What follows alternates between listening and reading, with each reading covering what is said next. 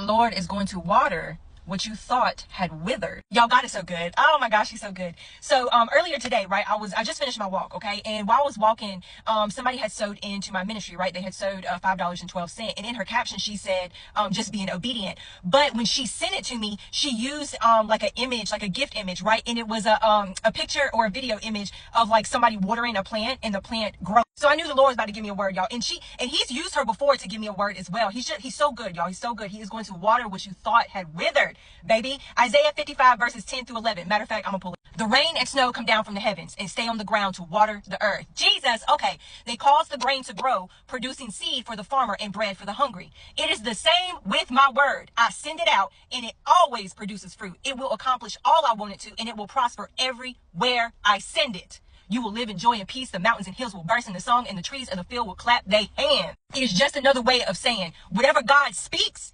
it's going to grow. Whatever he is speaking over your life, your marriage, your finances, your business, your career, your health, anything, your healing, whatever he speaks out, it's going to grow. Whatever looks dead is going to be revived through the watering of the Lord. And he led me to Psalms chapter 5, verse 12. For you bless the godly, oh Lord, you surround them with your shield of love. I've told y'all so many times, y'all, when it comes to what God is doing in your life, the promises that he spoke to you, the words that he spoke over your life, it is going to look dead. It's going to look like that plant that ain't been watered. It's going to look withered, right? It's going to look dead. It's going to look impossible. Why? Because you are going to know that it won't nobody but God that did it. Nobody. You can't, oh, I did this. No.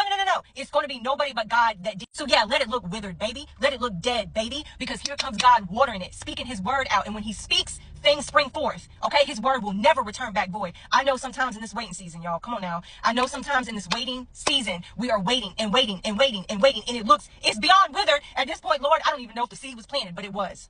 It was. And God is watering that. He is watering it through that soil, baby, and it's going to grow and it's going to be beautiful. I tell y'all all the time, y'all, hold on to your faith, baby. Please hold on to your faith, okay? Don't allow what the physical situation looks like to make you feel like, oh, it's not going to happen. Don't allow the lies of Satan or the lies that Satan uses, through other people, friends, family, whomever, to sow them doubts into you either, y'all. Don't do it, bro. Don't do it, because God is not like man. Anything, just like his word says, bro, when he speaks it out, when he sends it, it shall produce fruit. Period. Point blank. This is God we are talking about. I know I've mentioned a few times in some of my like healing type of videos of things that God has shown me and told me or whatever. I know we've been through this life, y'all, where we, people have said they was going to do something, or, we just get caught up in the lies and being let down by people. And God is not like man. God will not let you down, bro, but you just have to trust his timing. You have to trust his timing. You cannot idolize the promise. You know what I'm saying? I was going to make a whole separate video about that, but I've talked about that before. You cannot idolize what God is doing in your life. You can't idolize the words that he spoke over you, because they will come to pass, but you can't make it that you can't obsess over it. You know what I'm saying? You just got to trust him. All right, Lord, bet you said you were going to do this. You are a man of your word. Your word never returns back void. This is what your word says. Take his word back to him. Lord, it says in your word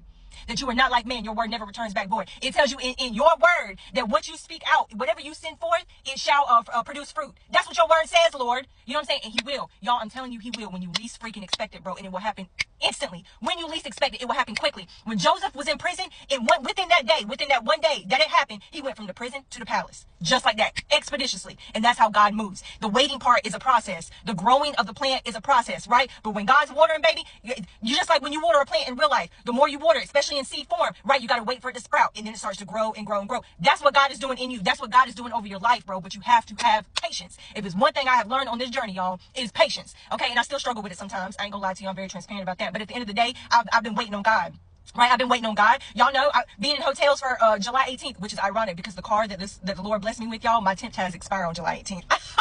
Lord Jesus. But anyway, just waiting on him to open up that door for my home. Y'all, I get it. You know what I'm saying? And I know there's people out there that have been waiting longer for other things. It's not a competition, of course. But nonetheless, we all waiting on God for something. He's going to deliver, because God is a man in his word. And the words that he sends out, they shall produce fruit.